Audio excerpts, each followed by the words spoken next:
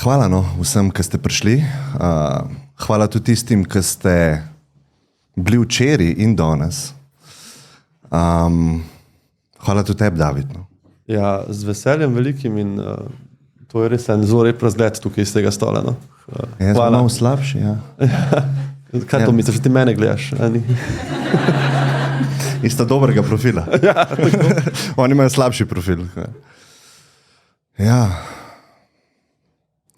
Hvala ti, ker sva se končno spoznala v živo. Ja. Zdajle pred 3 minutami. Vse se mi zdi, da je kdaj, ko se usedem tako k podcastu s kom in nam tako izteče pogovor, mi pol kar malo tako, bi kar ustavil, ko se začnejo pogovarjati, kaj kar bi vključil v podcast, ne? In se mi zdi, če se preveč pogovarjaš prej, da lahko kar malo krni celo to. Čisto enako in jaz imam točno tako prakso z gosti, ne? In včasih jih to zmot, ko se usedejo za mojo mizo in se kar začnejo pogovarjati in pol vmes rečejo, Kdaj boš začel? a to se že snema? Ja, to je kar tako, kot je. Ne? Ja. Tako da zdaj je res tako. Ne? Tako da me veseli, da sem te spoznal. Ful te spremljam, kar ustvarjaš in mislim, da ful pozitivno ustvarjaš. In danes bomo malo več govorili o tej tvoji zadnji knjigi. To je v bistvu ena tematika, ki je meni zelo blizu tudi. Aha. In tisti, ki poslušajo moj projekt, vejo. Ne? Znanost mirnega življenja je naslov tvoje knjige. Ne? In zato sem mislil, da bi začel tako z eno 25-minutno meditacijo v tišini. To je super, ampak po mojem za efekt mora biti vsaj 40, ne? A dava nekje vmes. Ne, ampak se mi zdi, da se ljudje na 2 dela delimo. Ene bi taka stvar mogoče malo v anksioznost spravila. Jaz sem prišel sem se zdaj zabavati, jaz sem prišel sem poslušati neke vsebine in zdaj bom sam s sabo, mogoče 25 minut, ne? In to me straši. Imaš pa ljudi, ki so malo bolj fluidni v življenju in se prilagajajo situaciji takšna, ki pride, ne? Če pač treba zdaj 25 minut biti pri miru pa v tišini, jim to ne povzroča nobenega problema. Ne? In mislim, da je ta druga skupina ljudi na splošno lahko zaradi tega bolj mirna v življenju. Ne? Ja, jaz mislim, da to, da se ti lahko ustaviš, ne da bi se slabo počutil, je mogoče nek kazalnik tega, da znaš mirovati in da se znaš spočiti. Mene kdaj kdo vpraša, ne? Recimo, sem probal meditacijo in sem zaspal, ne? A delam dobro, a pravilno meditiram. In jaz vedno rečem, delaš super, ne? Ampak to zdaj ne moraš šteti kot meditacijo. Ne? Ti si malo naredil si en počitek. Tako da prižgi si spet posnetek in ponovi. Ampak kaj ti pa pove to, da si ti zaspal med tem, ko si se mogoče prvič v dnevu ali pa tednu ali pa mesecu ustavil, je pa mogoče, da imaš ti neko napetost, ki jo ženeš naprej, ne da bi prepoznal, da jo imaš. Ne? In v trenutku, ko so te neko besedilo, neka voda nam pomirila, ne? Si zginil, si pač zaspal. To, da ti sediš recimo, pa razmišljaš, pa zaspiš, to zdrav človek, ki nima pomanjkanja spanca, ne more. Ti ne moreš se usesti pa zaspati. Se pravi, tudi če si zmatran, ne vem, si šel nek hrib ali pa si delal cel dan, če si ti naspan, boš počival, ti bo pasal, ne boš zginil v rem spanc. Ne. Tako da to, da ti zaspiš na ta način, kaže na pomanjkanje. Ne. In mogoče včasih na ta način, kot si ti rekel, ko se ustaviš, to ugotoviš in mogoče bi tudi kdo tukaj zaspal, če bi zdaj probala to tvojo idejo. In mu bi s tem načinom pokazala, da mora večkrat probati. Vse tako, če zadnje, mislim, da nisem edini v tej miselnosti ali pa v mnenju, da moderni svet definitivno ni miren svet ali pa ne spodbuja mirnega življenja. Mogoče bi celo kakšen rekel, da je to pozitivno, ne? Smo bolj dejavni, bolj produktivni, ne? Ampak jaz mislim, da so to vsem tem razvojem, ne? Sploh zadnjih 200 let, pa materialnih dobrinah, pa varnosti, ki jo imamo na voljo, nekako vemo pa razumemo, da ne deluje na področju sreče toliko zlo ali pa tega mirnega življenja, kot ti rečeš, ker se mi zdi, da je še ena stopnička nad srečo, a ne mirnost. Ja, meni se zdi mir neka bazalna vrednota, ki v bistvu jo vsak ima, tudi če se čist ne zaveda. Ne? Če ti pomisliš, kaj je meni pomembno, pa si pomisliš, ne vem, družina, ponovadi zdravje, lahko denar, neke vrednote. Karierni uspeh, tako. Mogoče ne boš takoj pomislil na mir, ne? Ampak v nekako temelj vsega tega, ne, katero je tisto družinsko življenje, ki je uredno, katera je družina, ki se ti želiš doma, ko prideš zvečer, ne? Ko imaš mogoče sestanke, pa kričanja, pa trobijo ti na cesti. Ne? Ti želiš priti v tišino, v sprejemanje, v nek mir. In ti, ko boš imel denar, boš miren, da lahko, ne vem, odplačaš kredit, da imaš hrano za otroke in tako naprej. Se pravi, to je nek bazalni nivo, ki ga skoraj jemljemo kot toliko je važno, da ga pozabimo, ne? Tako kot dihaš, ne da bi razmišljal. Ne moreš nehati dihati, tudi če se ful zamisliš ali pa zaspiš. Ne? In to je toliko važno, da kdaj moraš pomisliti sploh, čakaj, to obstaja in to lahko jaz krnim, ali pa to, kot si rekel, mi krni svet. In dober mi je ta tvoj point, da ni vse samo slabo, kar rečejo, svet hiti, tehnologija, tako težko je biti miren. Super, samo zaradi tehnologije mi presadimo srce, imamo internet, imamo konc koncev midva se lahko pogovarjava in dava v svet ta pogovor za vse in imamo cepiva, imamo hitre avtomobile. Se pravi, super, da svet drvi, ampak mi moramo tle prevzeti odgovornost malo tudi nase, ne? To, da ti vsiljujejo reklame iz vseh strani, da se lahko zgubiš v slabih novicah, lahko ti sam prekineš, če hočeš. Ne? Lahko pa pač na stranišču scrollaš po reklamah, pa bereš, pa ne vem, gledaš posnetke nekih anksioznih stvari, ki ti jih dajo. Ne? Tako da vedno ta dvojna plat, ker stvari so redko v življenju preproste, se mi zdi. No? Ja, se mi zdi, da se res izvaja ta bitka za pozornost, vedno bolj. In pozornost jaz enačam. Se pravi, sposobnost pozornosti te bo peljala ponavadi v mir, sploh da ti zaznaš, da je to pomembno, ne? Pa da nekako te vrednote prerazporediš pravilno, ker lahko spiš, tako kar rečejo v vzhodnjaških filozofijah, da spiš v maji, v neki iluziji in potem se prebudiš ali pa razsvetliš in buden rataš in vidiš stvari, ampak zato rabiš pozornost. Ne? In danes, ki je ta bitka za našo pozornost, jo je zelo težje vzeti nazaj v svojo kontrolo ali pa kontrolo nad svojim umom, bi jaz rekel. Ne? Ja. Ker se mi zdi, da vse slabe posledice, če damo ven te naravne nesreče, ki se dogajajo, pa neke stvari, ki res ni človek čist odgovoren, recimo vojne ali pa slabe stvari moralno, ki se dogajajo v družbi.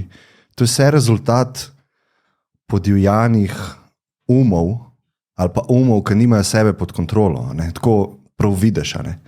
In zdaj je treba iti na posameznika, se mi zdi, ne? Da ta posameznik vzeme kontrolo nad tem in avtomatsko postane bolj moralen. No? Ja, jaz po mojem od vseh tehnik sproščanja, vizualizacij, čuječnosti, nisem še najdel neke dobre sprostitvene tehnike, ki ne bi bila bazirana na pozornosti. Tudi v knjigi veliko pišem o tem in tudi to, kar praviš, da ti kradejo. En dober psihološki članek je citiran ga tudi noter. Oni so zdefinirali dva tipa pozornosti.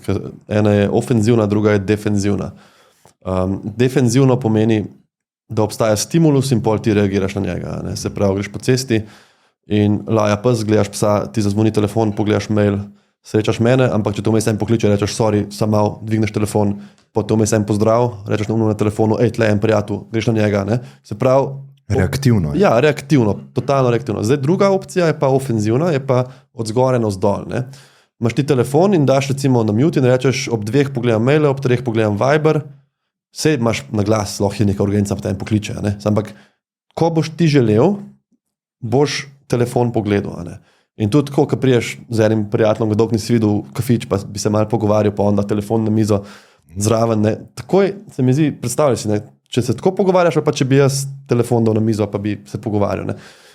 In pa ga obrne okol, kao ljudno, ne? So zdaj vse reši. No, ampak če je na tiho, pa obrnjen. Ja, to je ampak še vedno občutek ni isti, ne, se mi zdi. Ker sem se veliko ukvarjal z komunikacijo, pa s čuječnostjo. Prvič sem se začel veliko s tem ukvarjati, ker sem postal zdravnik, ker se mi je zdel izjemno važen, ker komunikacija je naše orodje, ki ti lahko pomaga pri zdravljenju dobesedno. Ne. In drugič še bolj mogoče, ko sem postal oče. Ne. Ker te mali ljudje te pa opazujejo, mislim, in vlečejo vase vse in kako ti veliko pomeni, da ona ve, recimo moja hčerka, da jo jaz poslušam. Ne? In tukaj mi je ta krasna zgodba, ki mi je Sara Isakovič povedala na enem podcastu, ki je rekla, da je ene Lego kocke sta sestavljala s tam malim in ona je nekaj razmišljala in tam mal je rekel, mami, kje si? In njo je skoraj rekel, da je tako zmrzil, da tukaj sem ljubimo. Tukaj in zdaj sem. Ja, veš, ampak tam mal ve, mislim, vse tudi ti veš, pa jaz, če se z enim pogovarjaš, pa mu nekaj razlagaš, pa on mal tako, pa ja. Ja, pa, v očeh vidiš. Ja, se mi zdi, da v očeh vidiš malo tako. Ja, mogoče razmišlja o tem, kaj mu govoriš, mislim, da to se toliko dobro vidi, ne, ljudje smo itak, če ne veste, mogoče, ljudje smo najbolj hardwired neurološko na opazovanju obrazov. Dojenček, ki se rodi, on ne vidi dobro, ne sliši dobro, vonja mamo in prva stvar, ki se bo razvila, on bo mamin obraz spregledal. Zakaj mi vidimo hišo, ki ima tako 2 okna pa vrata, pa vidiš fris not? V hiši vidiš fris, a veš, ali pa tako karkoli pogledaš, te ti poveže. Ne? To je prvi center, ki nastane nekako ta, in eden zadnjih, ki umre pri demenci. Tudi ko slabo slišijo, ljudje pozabljajo vse, do konca prepoznaš svojce. Ne? Pol lahko tudi to gre. In to branje obrazov, to je tako važno. In jaz, ko sem z mojo tam malo in mi ona razlaga nekaj, a veš, seveda mi ne bo ona tukaj neko občo resnico vesolja povedala, da bo ful zanimalo, ne, kaj je zdaj pogruntala, ampak a veš, ona mi pove, kaj je jedla v vrtcu, to je za njo zdaj the biggest deal, ne, in jaz hočem, da ona ve, da jaz sem s srcem pri unih krekerjih ali pri čemarkoli, ne, in hočem, da to vidi na mojem obrazu. Ne? In tukaj je, tukaj so pol izzivi, te človeče komunikacije, tudi kot zdravnik, ti, ko si v ambulanti, ne moreš se tako lepo namestiti, pa tako prijazno in direktno poslušati, kot ti zdaj mene, ne? Fokusirano, ker imaš pač gužvo in moraš malo usmerjati. Ne? Moraš, ko pride pacient do tete, pa do strica, pa tako rečeš, greva nazaj, ne? Kaj je z vami narobe, pa kaj ste. Ne? Tako da tukaj je izziv, ne? Kako dobro poslušati, pa biti v kontroli. Pri otroku, pa če se ti nikamor ne mudi, pač naj ti razlaga, dokler hoče. Ne? To je nekaj najlepšega, se mi zdi. Vse, če se malo sredotočva na to pozornost, pa na te kradljivce pozornosti, jaz se s tem tudi profesionalno ukvarjam, ker sem UX dizajner in v bistvu dizajniram te kradljivce, ja. In poznam te pristope, ki se uporabljajo, ne?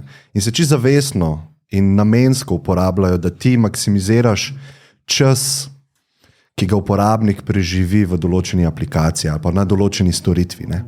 In to ti zviša ponovadi prihodke in poslovni izid. To sem nekje bral, da te aplikacije, ki so zastonj, ti misliš, da so zastonj, v bistvu pa ti plačaš za pozornostjo in za minutami svojega življenja, ki je nek ad revenue polne. Ja, pozornost je valuta danes. Tako, ja. In zdaj jo prostovoljno mi pač dajemo, ker mislimo, da je to zastonj, ampak plačamo z nečim, ne? In plačamo ponovadi slabim počutjem, a ne, sej veš, ljudi vprašajo potem, ko so 20 minut na TikToku, a se zdaj boljš počutiš ali slabš, je skoraj vsi rečejo slabš in žal mi je, da sem to delal. Ne?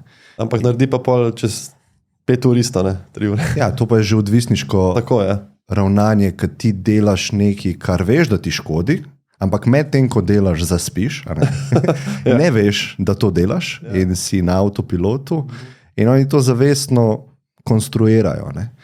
In enega odgovora, ki mi ne boš mogel dati, ampak kot zdravnik, ki pa malo bolj poznaš človeško telo, kot kar jaz, bi me zanimalo, kakšne so tvoje intuicije okoli tega, da mladi, ki nimajo še možganov razvitih popolnoma, mislim, da je do 25 leta celo. Ja. Kakšno imaš intuicijo, a se kakšna trajna poškodba lahko zgodi ob temu odvisniškemu uporabi teh dopaminskih stimulansov, lahko rečemo, ne? Digitalnih dopaminskih stimulansov. Zagotovo, ja, sej, zdaj čisto koliko je neka poškodba, recimo irreverzibilna, trajna, to je težko govoriti, sploh pri mladih, ne, ki se še razvijajo in sploh pri možganih morda, veš, da imamo ljudi, ki so, ne vem, pri 50-ih prvič začeli, ne vem, pustili alkohol, pisali, postali največji, ne vem, tako, imaš zgodbe uspeha, ki si obrnili življenje naokoli. Je pa seveda dokazano, ne, vpliv teh stvari na razvoj, zato tudi obstajajo uradne smernice, recimo NIJZ, pa svetovne organizacije imajo smernice, koliko screen time, recimo otrok, ne, konkretno za mojo hčerko, ona 2 leti, je največ 1 ura na dan v prisotnosti starša, ne, ki interpretira tudi malo, kaj gleda. Da. In to je zelo važno iz večjih pogledov. Ne. Najprej en pogled, ki mogoče jaz spet vedno gledam iz 2 strani. Ne. A bi otroku umaknil vse ekrane, pa rekel, ne, to ni v redu, bova brala knjigice, jaz tega ne podpiram. Ne. Jaz mislim, da ne. Zato, ker mi živimo v nekem svetu, kjer pač pametni telefoni so ena najpomembnejših stvari, ki jih poznamo in imamo, in vsak jih ima.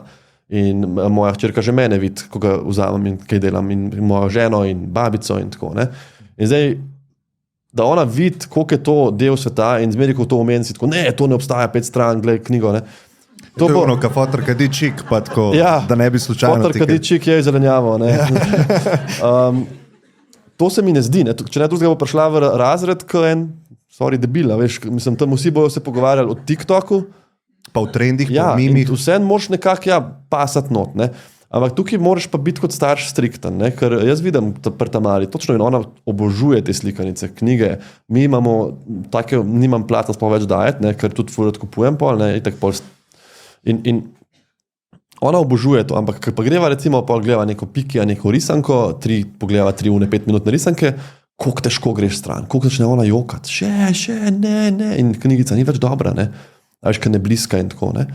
Pa malo traja, pol minute, minuto, ko vidi, da ne šlo, ko vidiš, da si ugasnil televizijo, ona sprejme in bere knjigico srečno, ampak v tisti ihti 2 minutni jaz vidim to, kako je to nevaren, ne. Kako ni poti nazaj, ne. Če už ti dal na mizo dalinc pa knjigo, ne, pa kaj, najmalo ona to balansira, kot si rekel, lej, pri 25 letih se do konca razvijajo možgani in celo zadnji se razvije ta prefrontalni del, ki je sedež inhibicije. Ne? Zakaj najstniki loputajo z vrata še, ne? Ker ni še inhibicije nižjih centrov, toliko razvite. Ne? Prefrontalni je ta najbolj človeški del, krivda, sram in to. In ona pač ne bo, ne. Tudi tako kot baje te neki, sem nekaj prebral, da morski prašički se lahko najejo do smrti. Če mu ti daš dovolj hrane, on bo pač jedel. Ne. Ker to je žival, ki ne pozna izobilja v naravi, ne, in se ni razvila na ta način. No in tudi pri otroku, ona ne bo rekel do smrti, ona bo gledala one risanke, dokler pač ne pade dol. Ne. Tako da tukaj je problem, ki se pol širi, ne, je to, da imaš starše, ki delajo dvojne šihte, imaš starše, ki so po nočnih izmenah, imaš starše, ki so utrujeni, izdelani, pač komi folgajo in kako najlažje zamotiti pač otroka, da mu daš tablico. Ne. In tukaj, zdaj, kakšno škodo to dela, je pa ne vem, najbolj se povezuje nekako s temi motami pozornosti, lihtone, ADHD recimo, ne. Da otrok dobi učbenik v šoli ali pa knjigo domače branje in ne gre, ne, une besede se vlečejo, kaj je to, ne. Mislim pa, da se da tudi veliko pol mogoče reprogramirati. No, je pa, se veš, vedno je težje, ne, reprogramirati, kot začeti iz dobrega izhodišča.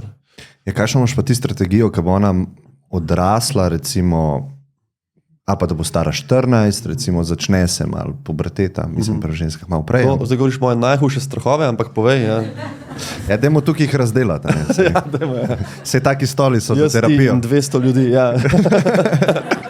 Pa pol še nekaj 1000 na spletu. Ne? Ampak tako, kakšno imaš zdaj trenutno strategijo, kaj boš imel screen time omejen, vem, da to eni starši delajo, ne?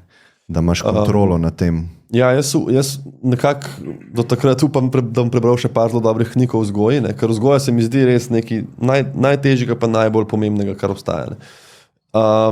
Tako da čisto izdelane strategije nimam, zdaj delam sproti, ne? Zdaj nekako glavna strategija je, kako zdaj voditi čez ta čas, ne? Ker moraš vedeti, da pola pridejo še drugi dejavniki nota, ne, pa gre recimo k babici, pa k detku, pa se moraš tam zmeniti, pa oni tak, a veš, vidijo 2 krat na teden, enkrat pa bi takoj še piškote, pa uno, pa vse, pa dajmo, ne, ta mala, je tak čist v nebesih.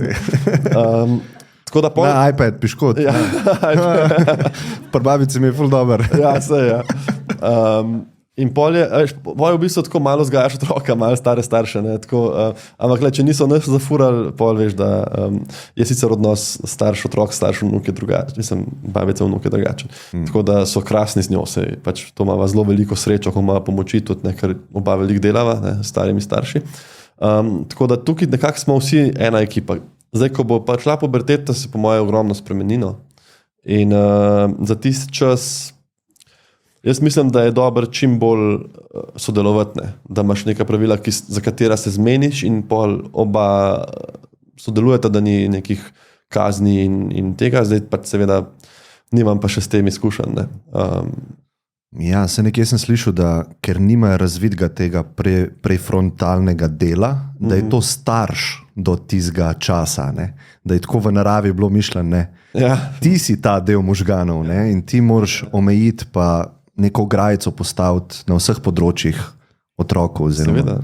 Ja. Zato pač tudi ne vozijo avto, ne volijo in tako. Ne? Veš, je nek razlog za tem. Ne? In konc koncev, po eni strani... Lahko se spol spremenijo. Veš, kje je problem? To ne vem.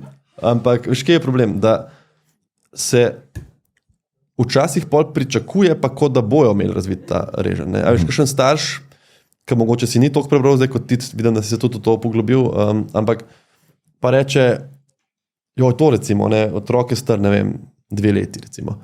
In zadnjič sem slišal zunaj, skozi okno kopalnice, zunaj je Joko pač neko to malo in ona mama prav, ne, zdaj boš pa hodil, zdaj pa ne boš izsiljeval. Ne. In pa sem pomislil, a veš, koncept izsiljevanja, ne. A veš, kakšen koncept je to? Za enega, ki je star 2 leti, pa bi rad čokolado. Mislim, on tega ne zmore, ni tako, da zdaj on recimo, ne vem, leži v posli, pa je tema, pa kriče tebe in zdaj, če ti ne boš prišel, bo on kričal, dokler ne priješ, ker te izsiljuje.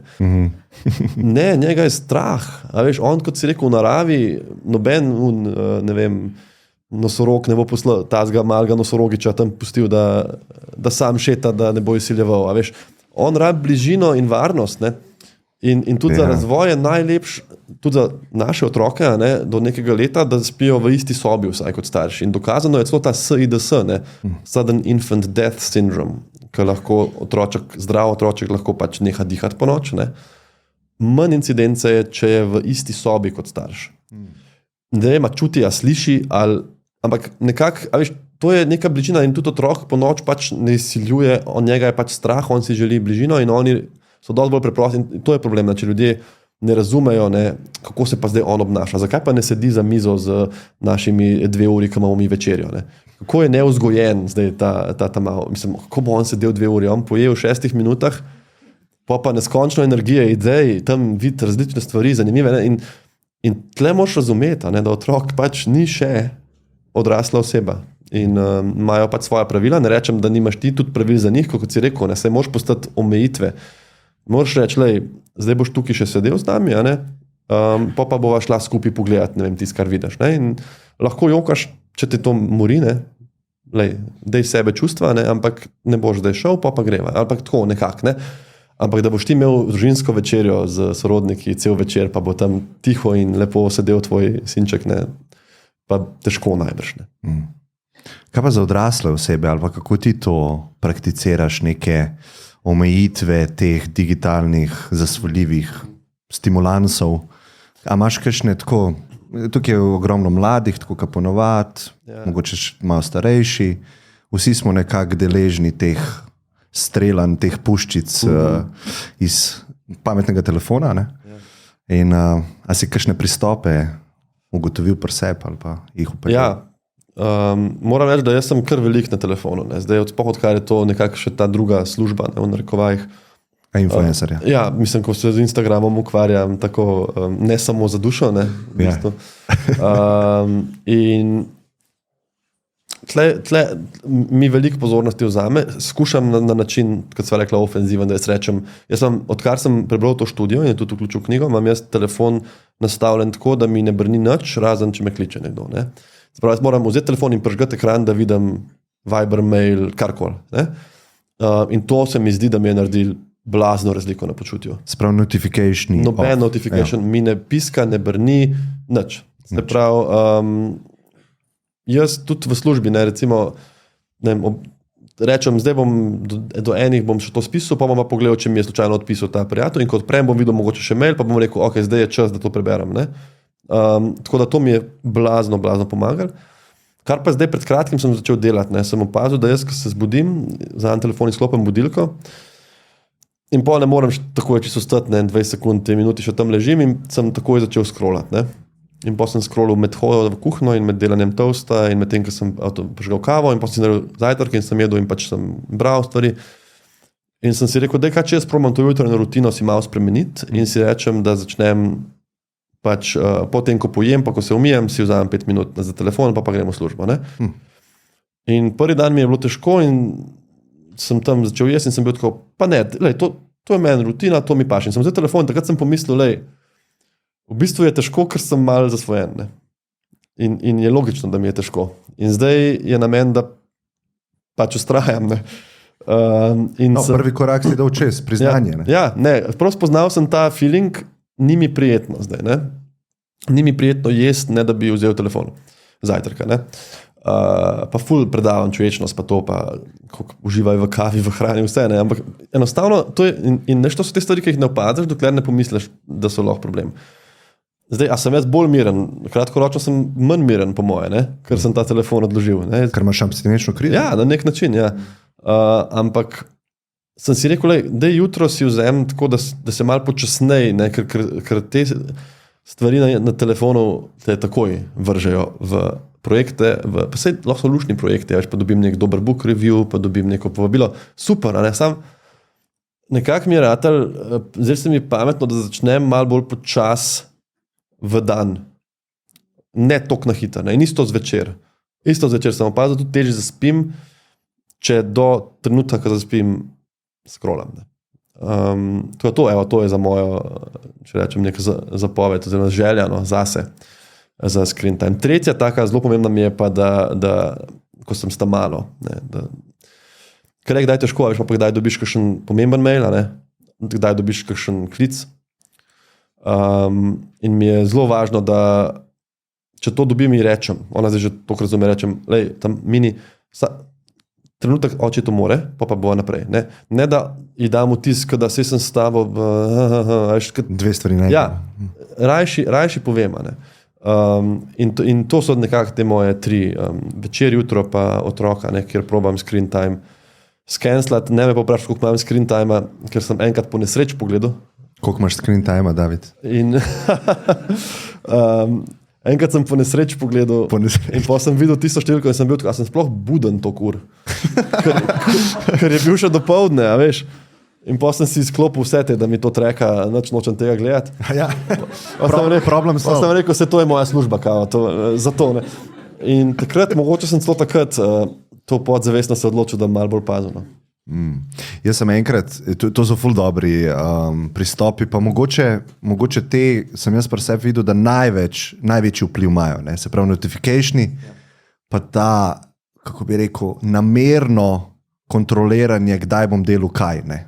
Pa zavestno se odločiti, da prerežeš to avtomatiko v bistvu tvojega uma. Ne? Ampak ena, ki me je pa čist presenetila, je bila pa, imaš funkcijo na telefonu, da si barve umakneš stran, se pravi, vse je črno-belo, grayscale, ne? To je v accessibility-u v iPhonu in imaš črno-belo stvar, ne? In se pravi, te rdeči balončki za notificatione sploh niso upadljivi, nobena aplikacija ni ono, ki itak tvoj išče, tisto ikonco za Instagram, to je že vse na avtomatiki, barvo vidiš, kar odpreš, sploh ne veš, kaj se dogaja, ker samo v bistvu roka dela. In pol, ko greš nazaj iz tega, ko ti vidiš intenziteto teh barv, to je nekaj toliko nenaravnega, take barve v naravi nikoli ne boš videl, razen če poješ kakšno gobo, a ne? Ampak takih barv v naravi ni, ne?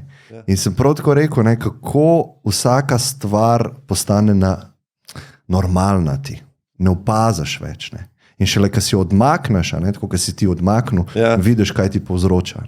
Ta je bila meni ful tako zanimiva in s časoma, tudi ko sem knjigo pisal, sem imel itak telefon zablokiran čez cel dan, črno-belo.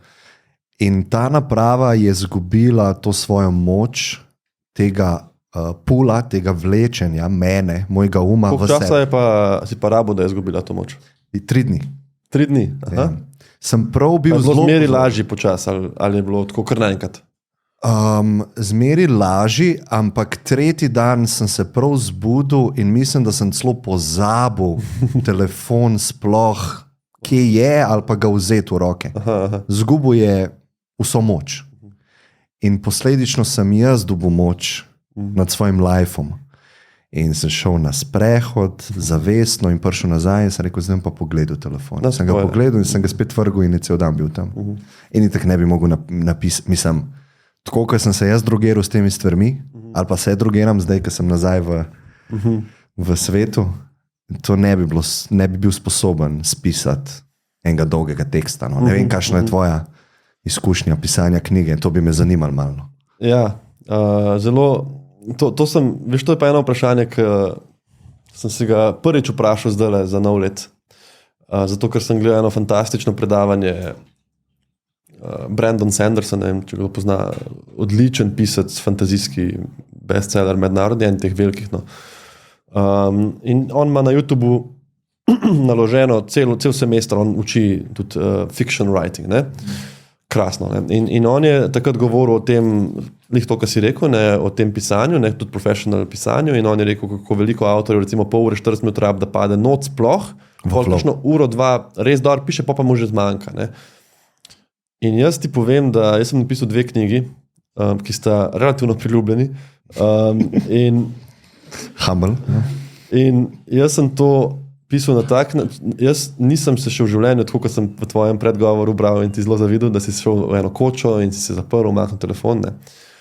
In si pisal in to je meni cilj. Tudi letošnji moj New Year's resolution je, ne, da začnem pisati na ta način, da se usedem v sobo in imam čas za pisanje. Ker meni je pisanje nekaj, kar stlačem tja, kjer mi ostane cajt. Oh, wow. Jaz sem pisal na telefonu na WC školki. Jaz sem pisal v službi v dežurstvu, ko sem čakal izvide, pa sem imel 20 minut. Zraven ta mala, ne, ki je bila še mala, ne, pa je zaspala, ne, seveda, da ima pol ur nep, pa je šla počivati, sem se vsel zraven, da ne pade iz kavča, pa sem tipko. In te izkušnje, ki si jo ful želim, in mislim, da mi skoraj malo pripada že počasi, da gremo v eno sobo in da ni to čas, ki je slučajno nastal, ampak je čas za pisanje. In to sem rekel z novim letom. Jaz si bom, kot sem si danes dal noter podcast s Klemnom ob 6, jutri, ne vem, ambulanta, si bom dal, ne vem, v soboto od 1 do 3 pisanje. Mogel si bom prav naštimati uro, ne, ker drugače meni na srečo, ne, kar imam srečo, reči temu sreča, talent, kar hočeš, ampak meni hiter steče. Jaz, ko se usedem, prej že ful razmišljam čez dan, ne, ker nimam kdaj pisati, in pol, ko se usedem, iz mene pol ure prije nek tekst, ki ga pol še pilim, ne, ampak se izlije ven. Ampak se drugače ne bi mogel napisati knjige na ta način, kot sem ti zdaj povedal. Ampak to, kar si želim, ne, je pa, da bi imel neko sobo, kamor se umaknem in pišem, in je to glavni projekt tistega trenutka, ni projekt, ko sem, ne vem, na bus postaji, pa vidim, da je bus še 20 minut, pa vzamem ven laptop hitro, ne.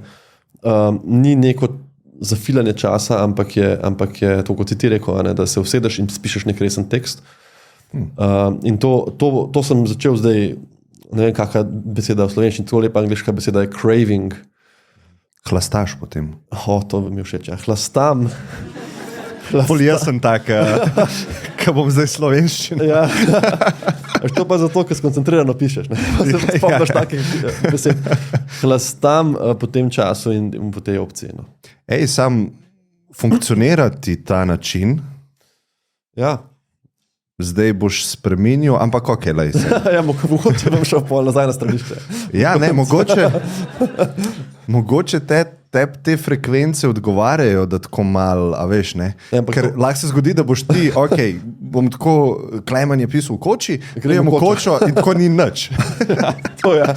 In sam kaj pa zdaj, ja. Ja, kaj pa zdaj. Tako da mogoče je tvoj način, ne vem. To sem razmišljal, mogoče je dejansko to, da jaz to hitro pol spišem, da ima vpliv to, da sem prej 3-4 dni razmišljal, ker nisem imel kdaj pisati in sem si koncepte že zelo oblikoval. George Martin je rekel, da sta 2 tipa piscev, ne, da imaš gardener, se pravi vrtnar, ki se usede in piše in bo videl, kaj se bo zgodilo. Malo išče. Pa imaš pa architekt, ki si prej skicira, napiše, kako bojo poglavja, kdo je zdaj glavni, kdo se bo zaljubil, kdo bo umrl, kako bom to. In pol se usede in piše.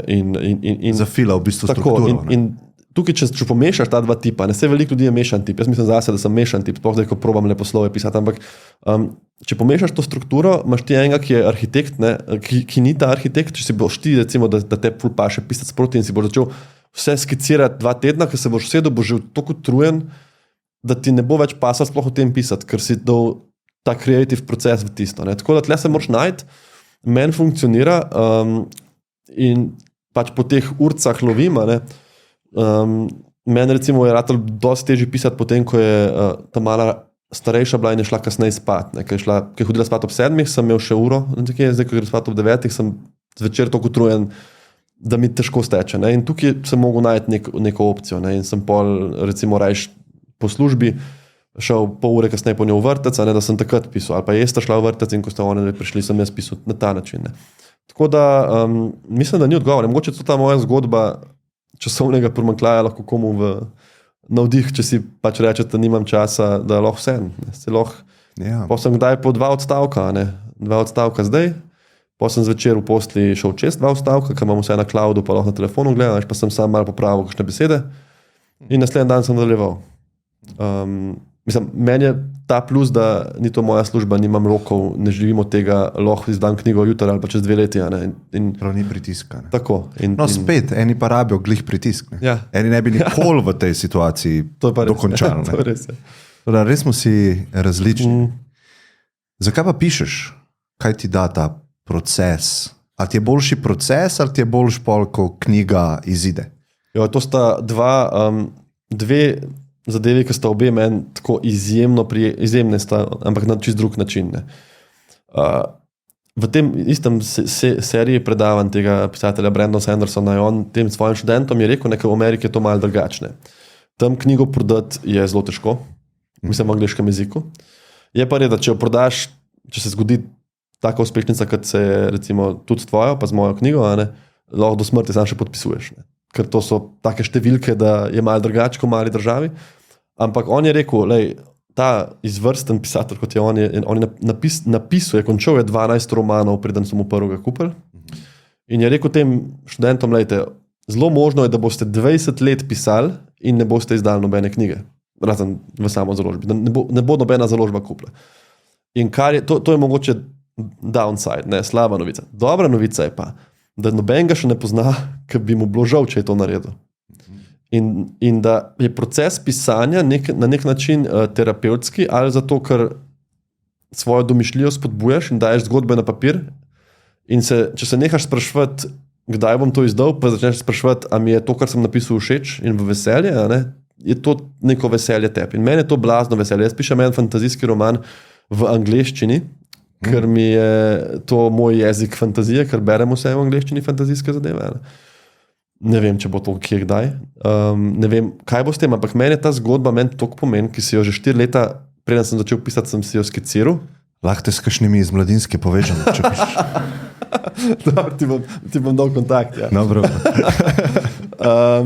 Ja, in ta pisanje teh scen, to je res noro. Ti imaš prazen papir in se usedeš in nekaj napišeš. In si naredil situacijo in če bo nekdo drug vzel to situacijo, si bo on predstavljal tvoj svet in sta se na nek način povezala, čeprav se nikoli nista videla. In to je nekaj najbolj čudovitega in zato pišem, se mi zdi. In tukaj je ta proces krasen in pa se to prevede v to, ko si rekel, knjiga pride in ti nekdo reče, a mi prosim podpišeš, meni je to najlepši kompliment, da si nekdo zaželi sploh. A veš, sej, če prebereš neko bedarijo, te briga, kdo je napisal, pa zakaj, pa čim prej pozabiš. Če si nekdo zaželi narediti svoj unikaten izvod tega, kar si ti dal svojo dušo not, ne, pa še upravič se mi, a veš, tako pride v službi, kdaj pa, jo, oprostite, kam motam, a mi podpišete knjigo.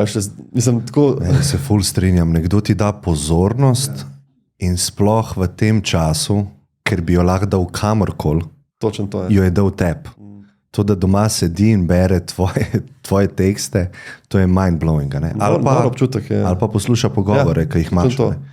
To je res, po mojem, ne smeš te pozornosti nikoli tako lahkotno imati. Ne, res. In potem tudi kdo reče, ne vem, sem napisal knjigo, pa je naklada samo 500 izvodov. Ne. Ker to so te številke spletne, a veš. 500, pa se ti zdi malo, ker to ni 100,000. Ampak recimo, koliko je tukaj zdaj ljudi, pa ni 500 ljudi, ne? Po moje, ne vem, 600, ne vem, ne predstavljam se sploh, ampak le koliko ljudi na... 150. Kakšna čast je in kakšna gužva je tukaj, ki so nam prišli poslušati, a veš? In če ti prodaš 150 knjig, ne boš videl, tako ljudi nakupov, ampak oni so zdaj doma in so to vzeli in to, kar si rekel, od vseh stvari na tem planetu so dali te pozornost in to je noro, ker ko pišeš, vsaj jaz, ko sem pisal, nisem nikoli razmišljal o tem, da bo to nekdo bral, tako direktno, ne. Razmišljaš, ko se vprašaš, ne vem, ali je to žaljivo, ali je to v redu, tako nekako koncepte analiziraš, ampak nisi ti tako, to poglavje bo zdaj, ne, v teh domovih, pa moj fris iz te prve knjige bo gledal v dnevne sobe, ne, po celi Sloveniji. Ne pomisliš tega, ne. In pol ti nekdo napiše ali pa ti slika knjigo, ne, pa deli, pa reče, ta del je dober. In to je neka povezava, ne, ki je noro lepa. No. In se mi zdi, da pisati tudi, če nikoli ne prodaš, da ne rečem obogatiš, se vedno splača. No. To si ful dobro odprl debato glede pričakovanj pri ustvarjanju, ki jih ima ustvarjalec. In enkrat vem, da sem v mailing poslal slikce, ki je tako, tok zgleda 30 ljudi in je neka učilnica. Tok zgleda 100 ljudi in je neka večja učilnica. In polka greš ti na 200, 500, 1000, 20,000, ki so že stadioni. Ja. In pol tako nekdo ustvari neko vsebino na spletu, kot si rekel. Ja. Samo 400 ogledov sem dobil, ali pa samo 300 ogledov sem dobil. Ne? Mislim, če bi ti imel predavanje za 300 ljudi, ti bi bil vzhičen ustvarjalec. Ja. In pol to, po moje, treba skozi konstantno popravljati svoj v realnost. Ker pričakovanja pa primerjave te vedno vlečejo v to, da to ni dovolj, ali pa da ni dovolj ljudi to videli. Ja, se veš, ker ti primerjaš se ponavadi ne z nekom, ki je približno isto uspešen. Ne. Jaz grem pisati fantazijo, všeč mi je George Martin, veš. Najbolj prodajan človek na planetu, ko prije do fantazije. Ne. In zdaj ti moraš dojeti, da med mano pa njim je še par stopenj, ki jih lahko dosežeš. Ne. Nekaj, ja. In da je to, kar si rekel, ne, če 100 ljudi prebere tvojo knjigo, mislim, meni je to čist nepojemljivo, koliko, pa ti dobiš, jaz dobim neke prodajne številke, recimo knjige, ne? Ampak to je prodaja, pa imaš pa knjižence, posojanje, kroži med družinami, ne? In to je res izjemna čast. No? In pozornost, ki jo ti daš v knjigo, je več kot recimo, če pogledaš 5-minuten nek pač izsek na televiziji, ali pa moje storije 2-minutni na Instagramu. Ja, ti imaš sicer kakšne tudi po 2,5 ure. Ja. Ampak ni toliko energije noter, kakor... Ja, veš kaj je? Mislim, da podcast je unikaten medij v tem, da lahko multitaskaš, ne? Greš na neki delati, kar ti ne paše čist, ne? Se pospravljati in si daš gor podcast. In ne bo izkušnja podcasta po mojem nič slabša, ni treba, da sediš tako pa ga poslušaš. Zaprtimi očmi. Ja. Boš pa pač ti bo pa ful izboljšal tisto. Ne? Jaz recimo kolesaram vsak dan 15 minut služba dom in mi je zelo odvisno, kaj mi paše. Ne? Če si dam pač na slušalko, ali si dam kdaj muziko, ali si dam podcast, ne na noise cancelling, ne? Še vedno tako, da vidim svet. Ja, ali pa pač kdaj mi ne paše noč, da se mi razmišljam in tukaj ful cenem ta medij iz tega vidika. Ampak knjige pa pač obstajajo audio knjige, ne? Mene teži to. Res, ker tam se mi pa zdi, da moram pa vsak stavek ujeti. A ta tvoja knjiga je v audio? Obesta, ja. Obesta v audio. A si ti bral? Ne, menili smo se, da bi, sploh za drugo, pa pol ni šlo časovno. No. Časovno. Enostavno sem rekel, da moram prioritizirati to, no. Tako da bere obe Roko Kunaver. In smo ga zbrali, meni je bil njegov glas ful všeč. Ja. Poznam profi, pa po moje on je to zelo easy naredil, ker jaz sem šel pa sam. Sicer ti priporočam izkušnjo. Ja, drugače najbrž je zanimivo, ne? Ja, mislim, totalno me je presenetilo, ne? Svoj tekst bereš na glas, zaprt v sobi, izolirani, slušalkami slišiš sebe. In tak čist psihedeličen občutek. Se res tako malo sliši. Ja, ful si, a sem to jaz napisal? To je pa ful dober. To je pa ful dober, malo drugačen. Ne, včasih pa tako, kakšne napake vidiš, pa pol v naslednji, v ponatisu smo popravljali, ne, ampak ful zanimivo. To so mi rekli, da če avtor bere, pa se, ker je bral roke, sem šel to enkrat gledati. To je tudi zanimiv feeling. Sem bil v studiu, pa tako vidiš, pač tako je montiral, on je tam za neko steno in bere tvoj tekst in pol tako, joj, ta beseda, spet eno klipajaš, pa se mora vračati pa neki. In tam mora on prebrati točno do besede, se mi zdi to, kot je. Če pa avtor bere, se mi zdi pa malo pustijo, recimo, če ti bereš, pa vidiš, da bi dal neko besedo več manj, ne da zdaj vse spremeniš. Jaz sem tudi kakšne stvari čisto drugače. No, da to malo bolj pustijo in tudi najbolj to zanimivo. Tako smo se dogovorili, da bom jaz včasih kaj dodal ali pa šel čist off the dol iz tirova.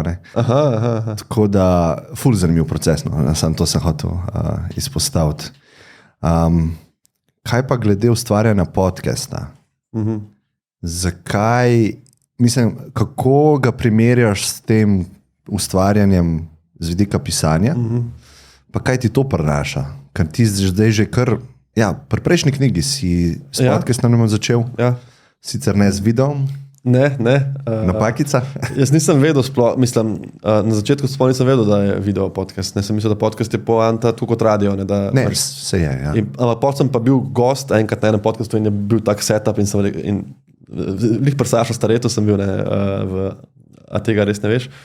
In on je lauf od teh enega do drugega tega, veš, fotoaparata, pa nekje mu je kartica bila polna, pa je to, pa sem rekel, jaz v življenju tega ne bom delal, Zdaj sem najel, mislim sem se odločil, da vložim in snemam pri Andretu. In škaj mi je ful dober. To je nek medij, ki je tvoj, čist tvoj. Kdaj povabijo, recimo, greš na televizijo ali pa nekšno oddajo ali pa daš izjavo in daš izjavo 7 minut, oni 2 minuti izrežejo, te dajo, kamor oni želijo. Se ne tako kakšno hinavske fore, ampak pač, veš, oni imajo program, oni imajo oddajo, rečejo, pridem na oddajo, pogovarjali se bomo o tetanusu. Ti se tako, očitno se bomo o tem pogovarjali. In pogovarjali se bomo 6 minut. Prav, nekako si umeščen. Tukaj si pa ti čist prost, da ustvaraš nekaj, kar se ti zdi uredno in upaš, da bo ta urednost za nekoga drugega. In jaz sem recimo se spomnil, toliko malo ljudi ve o transplantacijski dejavnosti, kaj če bi o tem govorili. In pol, ko so mi oni so mi dejansko poveš, kaj je to? To je v bistvu sistem darovanja organov po smrti. In mogoče tudi tukaj veliko ljudi ne ve sploh nič o tem. Jaz imam podcast, ki sem ga posnel z Markom Racmanom, on je specialist kardiovaskularne kirurgije. In cilj je bil, da ne bo kdo mislil, nobene prepričevanje koga v karkoli. Etična načela in pravila glede darovanja so zelo stroga. Ampak kaj je poanta? Da predstavimo, kaj to pomeni, da predstavimo, kaj je ta odločitev, zakaj se to uporablja, na kak način deluje. Ker ljudje, recimo, ena stvar, ki sem spoznal, jaz sem se celo izobrazil v sklopu tega projekta, ampak ena stvar, ki sem spoznal, je, da ljudje kdaj mislijo, če jaz izpolnim obrazec, da sem darovalec, bojo v bolnici drugače skrbeli zame. Obe skrajnosti sta, ali bojo rekli, ti si daroval, dobiš boljšo sobo, ti si ful prijazen, pa to, ali bojo pa rekli, ne, se čist potruditi za njega, je šuno morbidno, da lahko ima dobrih organov še, a veš.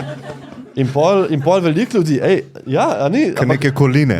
Ljudje vrečejo pismo, na ta način, To je pa dober rajen. In pol ti malo prebereš o tem in ugotoviš, da informacija, če si ti zdaj greš online na svojim digitalnim potrdilom ali pa na upravno enoto in se registriraš kot darovalec organov, se ta informacija zaklene. In te informacije ne vidi nihče nikjer, odprejo lahko nekaj ljudi v državi z kodo, potem, ko si ti potrjeno mrtev.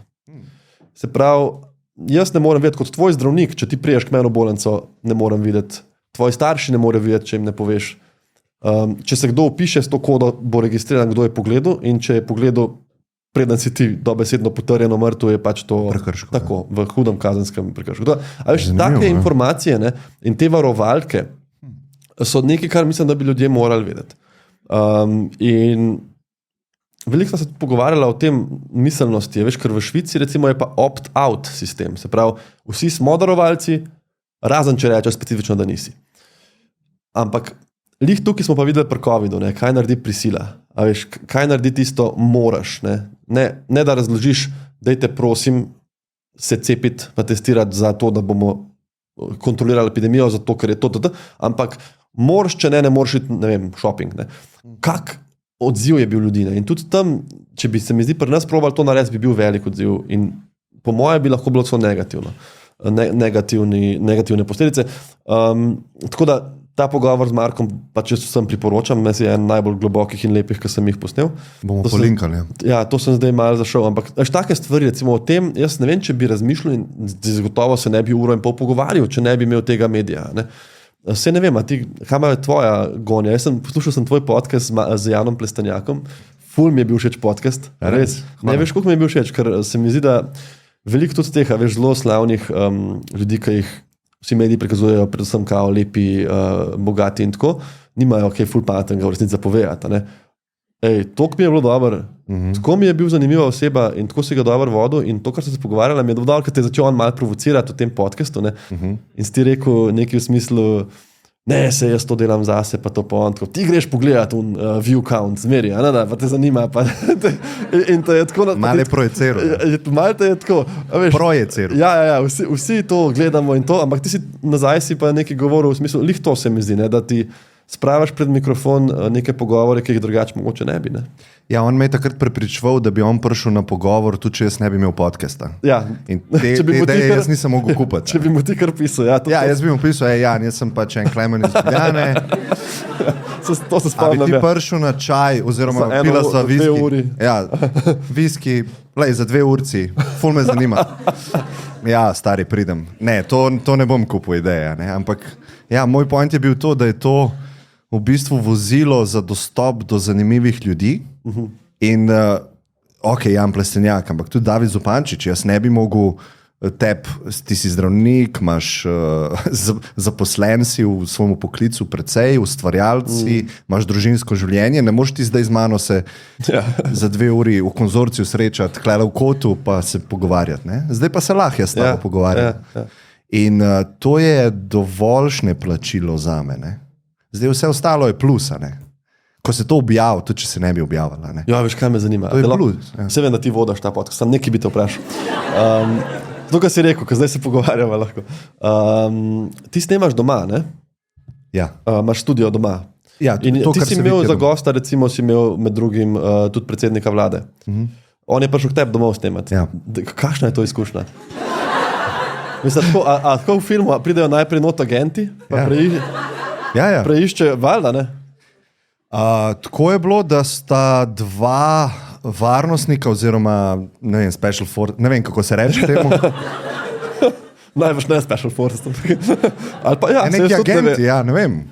Ameriki imajo secret service, Ja, secret service, slovenski secret service.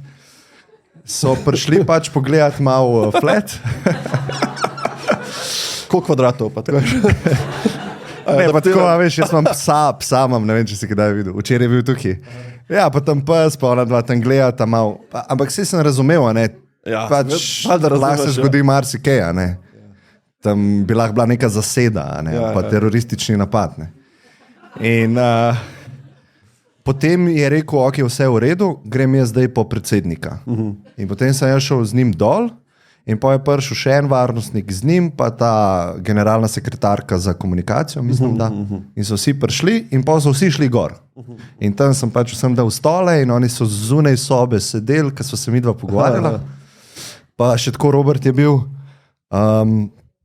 je videl, da se jaz sezujem, In on tako pač pride v sobo, pa je v čevljih, na moji preprogi, pa tako gleda, pa tako bom se jaz tudi sezul.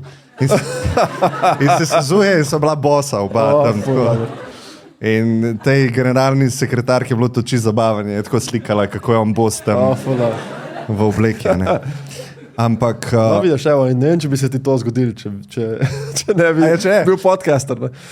Ja, bi prišel tih meni na 2-urni pogovor.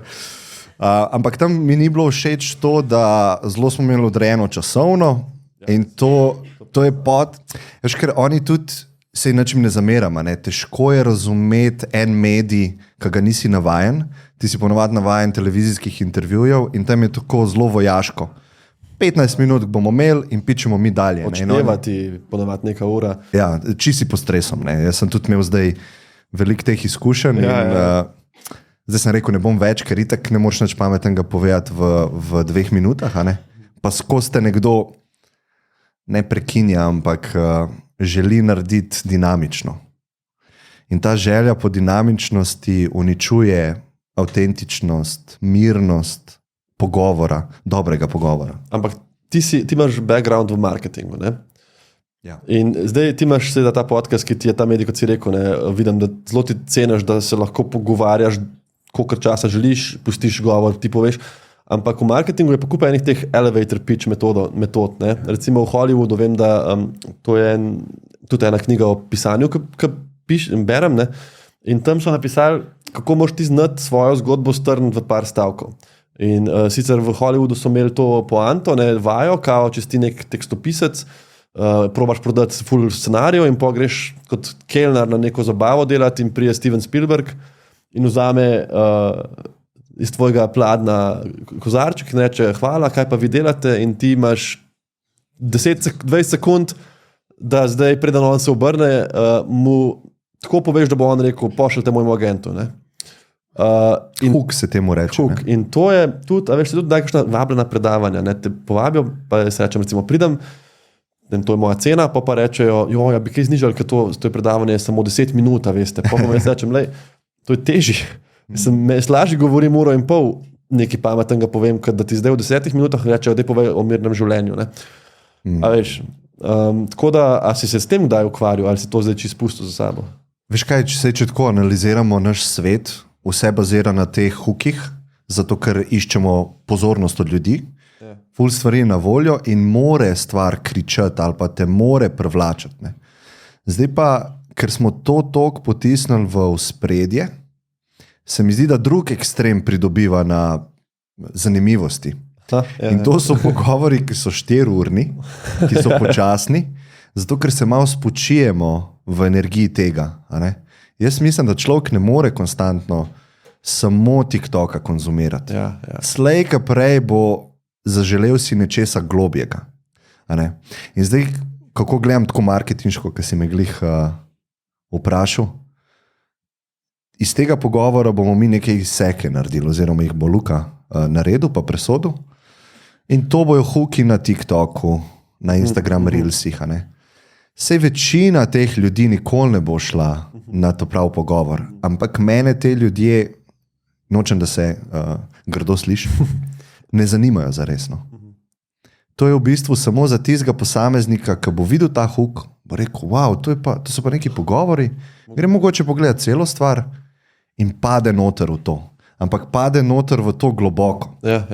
In jaz vedno preferiram nekoga, ki je šel globje v mojo osebino, kakor, ne vem, če bi rešil na široko pa plitko. Ja.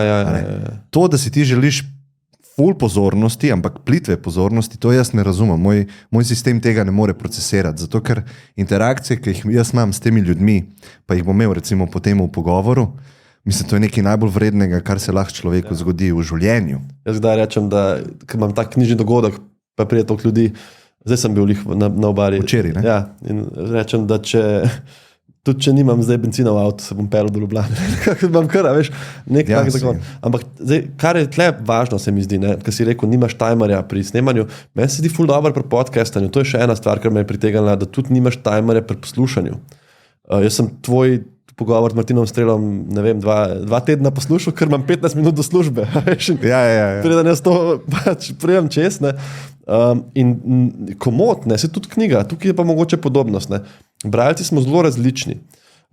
Je sicer res, ne, to pa je Andrej Blatnik dobro izpostavil, da če si ti hiter bralc, boš recimo isto knjigo kot jaz prebral dosti hitrej, medtem ko istega filma ne moreš pogledati hitrej, istega podcasta tudi težko, ne, da si zavrtiš. Ja. Pač dejansko In tukaj je, zato lahko eni preberejo 200 knjig, Andrej prebere več kot 200 knjig na leto. Kateri Andrej? Andrej Blatnik, on je urednik, tukaj pa profesor knjigarstva, imel sem ga na podcastu tudi zdaj. 200 knjig na leto? Ja, sicer in to ne prištevaš službe, kjer bereš. Neke slikanice bereš. Ja, to ga pa nisem vprašal, vidiš. Tako da, vidiš, to je ta intenzivno branje, ne? Ker jaz berem zelo rad, ampak jaz počas berem. Res, tako se mi zdi, da nekako se mi zdi, kot da moram vsako črko prebrati. Tukaj je sicer ena važna stvar in tudi Andrej Blatnik mi je povedal ta citat. Ni treba, da spiješ celega soda, da veš, da je vino slabo. Kdaj bereš neko knjigo, pa si tako, zdaj sem že začel. Moram do konca. Ja, zdaj sem že začel ta faks, moram diplomirati. Pa to, ja. To mogoče bolj razumem. Ampak če ti če je neka knjiga, nek film, res na koncu, da se rečeš, zakaj pozornost, kot si rekel, ki imam omejeno, dam temu, pol pač raje pustiš. In tukaj se mi zdi pri knjigah velika čast to, kot ti nekdo reče, sem prebral tvojo knjigo. Ne, berem, me zanima, bom kupil, ne vem, karkoli. Sem prebral, mi je tako poklon eden najlepših. No. Kakšen je pa ta procent ljudi, ki vem, da knjige se ful kupujejo, tako globalno. Se mi zdi, da klej dobimo malo tega dopamina, nekaj sem dobrega za sebe naredil, kupil sem si knjigo, nek self-help. Ampak berejo se pa ne. Se mi zdi, da 5% ljudi sploh prebere to knjigo ali pa je procent še manjši. Ja, ne vem iz glave. Tle je mogoče tudi eni ljudje, ki so malo kolektorji. Jaz sem tudi kolektor, sicer jaz tudi berem, počas, tako se mi en kup nabira, pa jemljem, pa kakšne urivam. Ampak mogoče pa celo tudi, ne vem, vsaj za Slovenijo ne bi tudi to rekel, da se to knjig kupuje, kot spraviš. Mogoče globalno. Ampak se mi zdi, da bi lahko celo rekel, da se zmeraj manj, ker tudi te študije, in bere, tudi te študije kažejo, ta PISA, jaz sem to bral zdaj zaradi pogovora z Andrejem, 2022 je pokazala, da je ti imaš te bralec, če eno knjigo na leto prebereš, intenzivni bralec je pa več kot 20. In že teh, ki so bralec, se znižuje in tistih pa še hitreje. Tako da, lih mogoče zaradi tega, kar si ti rekel, da smo navajeni izsekov. Več ljudi bo najbrž pogledali izsek, pa ne bo šel na podcast 2 urni. In ti bi izsek, tudi iz knjige, recimo, ti bi neko sporočilo, pa naprej, pa drugo sporočilo. Se imaš te aplikacije, ki so zelo popularne, ki strnejo. Blinkist. Ja, nekaj ti strnejo sporočilo. In to te navadi na neki. Knjiga, sploh kakšna saga, pa recimo zdaj Game of Thrones, ali pa neka taka, Gospodar prstanov. Gospodar prstanov ti ne bo dala vsega v prvih 40 straneh, da ne rečem 10 straneh. V bistvu ti sploh kaj dosti še ne bo dala. Ti z nekim zaupanjem nadaljuješ, ker si se upel mogoče v ta svet in to zgodbo. In ti zaupaš avtorju, da ne boš po enem mestu branja odvrgel, pa rekel, kaj je bilo to. Žal mi je bilo. Ja, žal mi je bilo. Če pa si, bi pa lahko prej nehal ta sod pit. Ja. In to zaupanje je spet ena lepa stvar meni, da nekdo knjigo kupi in ve, da ne bo to zdaj na hitro šlo in nekaj, ampak da bo to time investment, ki bi ga lahko dal drugi knjigi, staršem, otroku, jo bo dal meni in mojemu pisanju in zato jaz toliko probam v pisanje vedno dati neko sporočilo, ki se mi zdi pomembno, ki ni samo nek huk ali pa neka fora, ampak je tudi nekaj, kar bo izboljšalo zdravje ali pa počutje ali pa odprlo neko novo dimenzijo. To se mi zdi važno, da so knjige, ki si ne zapomniš cele, redko, ampak vsake knjige, iz katere jaz recimo sem si zapomnil 2-3 stavke, je meni bila genialna knjiga. To je dosti, 2-3 stavke ali pa en koncept ali pa ena stvar.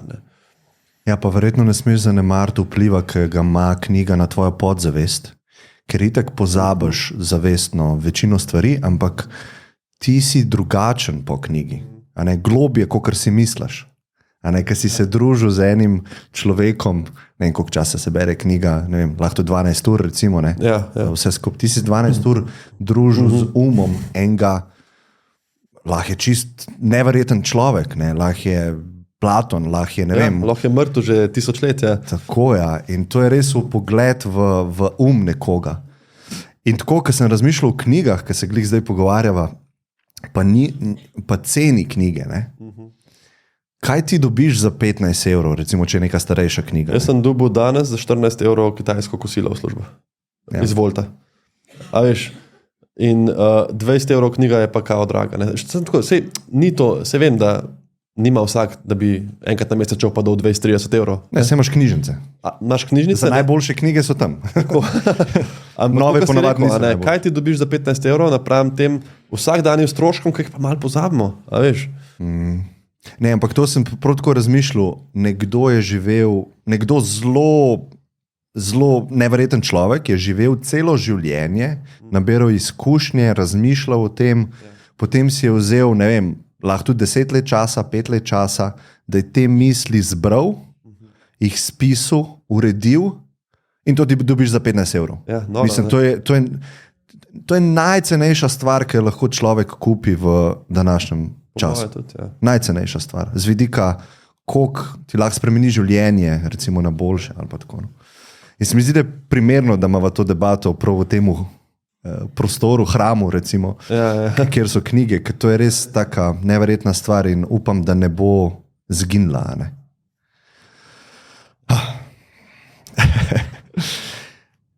Znanost mirnega življenja.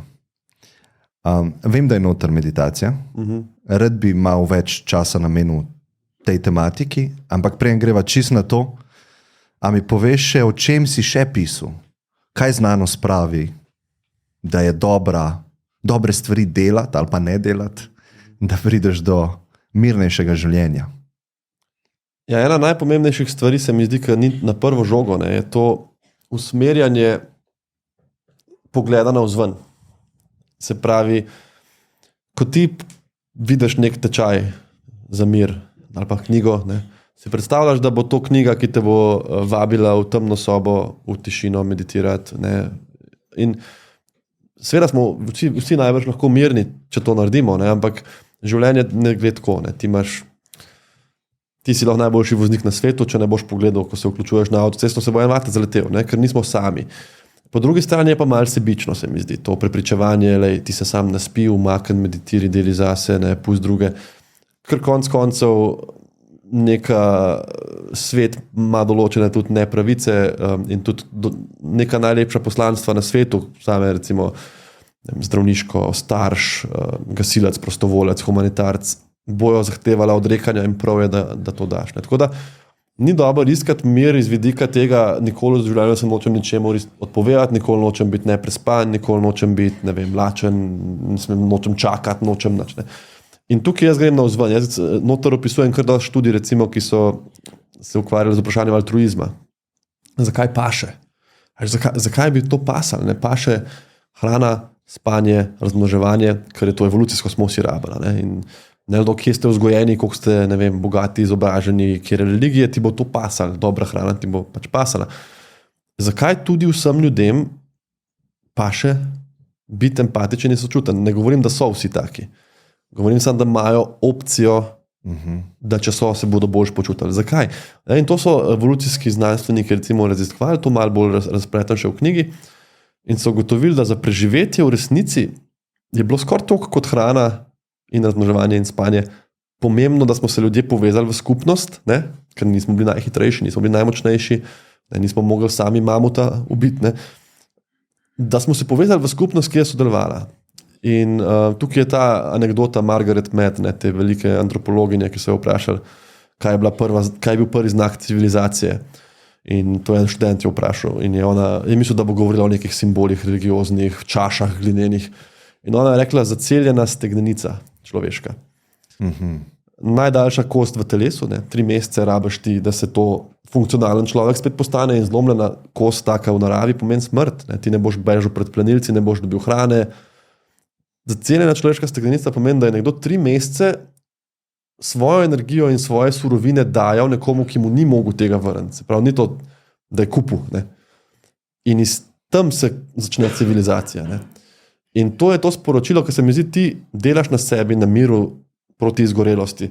paziš na se, meditiraš in potem to usmeriš navzven in tukaj ti pa ta mir se, kot sva rekla, ki je temelj, pol pretvori v neko srečo. Ne?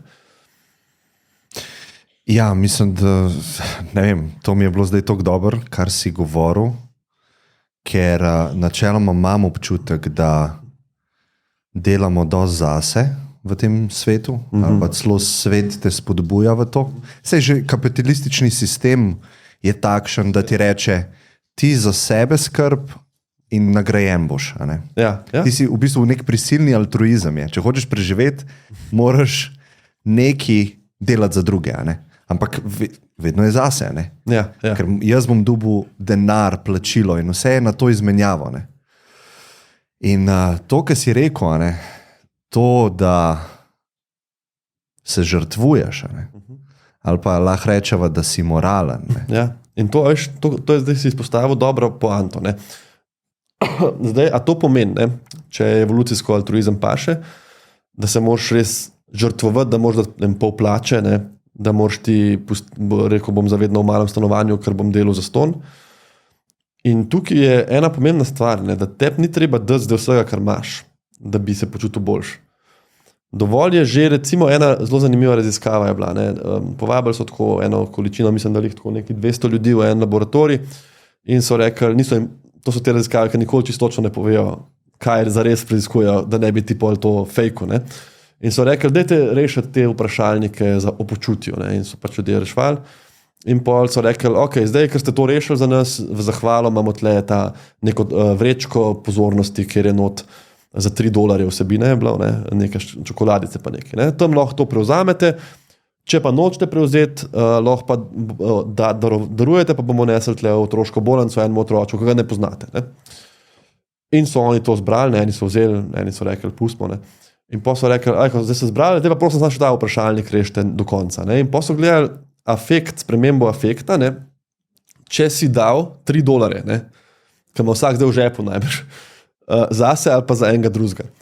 In so ugotovili pa statistično pomembno, koliko so bili te ljudje boljšega počutja, ki so temu otroku, ki ga ne poznajo, dali čokolado za $3. Ne? A te lahko nekaj vprašam? Ja. A so bili boljšega počutja že predtem, se pravi tip človeka, ki daje, ima boljše počutje ali potem, ko so dali? To je važno vprašanje, temu se reče tudi lahko bias, ker recimo v prostovoljnem delu je dokazana obojestranska povezava. Ljudje, ki prostovoljno delajo, so srečnejši, ampak hkrati se srečnejši večkrat odločijo, da bojo prostovoljno delali. Ne? To je to, kot bi lahko rekel, antibiotiki ubijajo največ ljudi. Zato, ker vsak, ki prije v bolnico dobi antibiotik in tam je smrtnost ful višja, kot zvoni na cesti. Ne? Ja. Ampak to so pač statistične potem metode, kako to nekako standardiziraš. Ne? In pa so gledali, oni so dejansko gledali razliko. Ne? Kakšno razliko je naredili. Ne?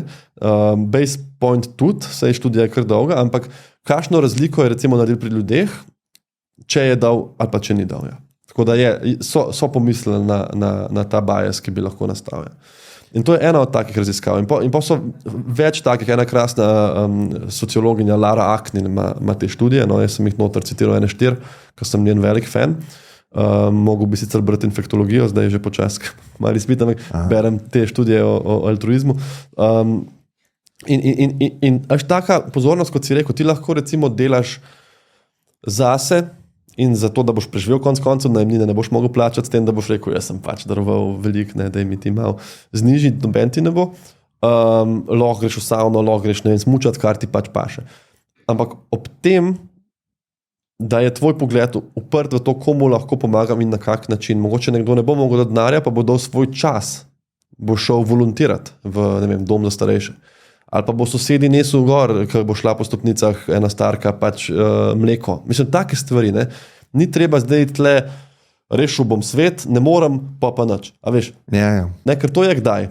Jaz sem šel, mi smo šli humanitarno odpravo v Zambijo, ne, in smo zbirali tle na Prešercu, smo imeli štand, pa si lahko dal prispevke, ne. In je prišla ena gospa, ne, in rekla, kaj pa vi zbirate? Ne? Smo rekli, ja, mi gremo v Zambijo na odpravo, da pomagamo ljudem.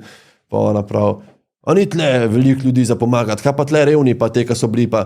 In pa si tako, a veš, stališče reši vse težave na svetu ali ne naredi ničesar. Je zelo napačno. Ne?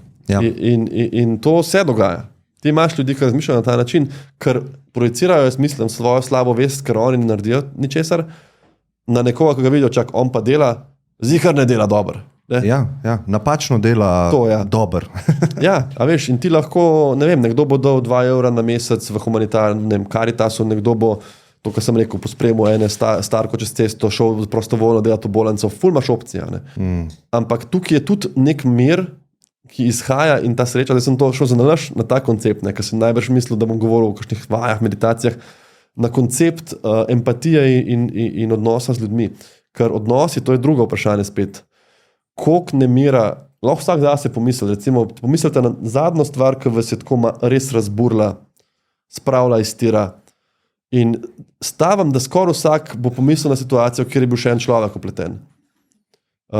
Redko, mislim, se zgodi seveda tudi obratno, imeli smo katastrofalne poplave, recimo, ampak redko boš pomislil na, usedel sem se na stol, pa je bil res neodoben. Ja. Mislim, kaj je to, se boš pa predstavil, se ni problem. Ne? In tudi avto, kot trob, se ni avto, nekdo trob v tistem avtu. Se pravi, odnosi, kako se sporozumevati, kako čim več odgovoriti in to se meni zdel tako, sem bil kar živčen, ko sem začel pisati, ker to so kompleksne zadeve, nisem hotel poenostavljati, obenem sem hotel dati neko popotnico in zdaj sam bralci vejo, če mi je ratalo ali ne.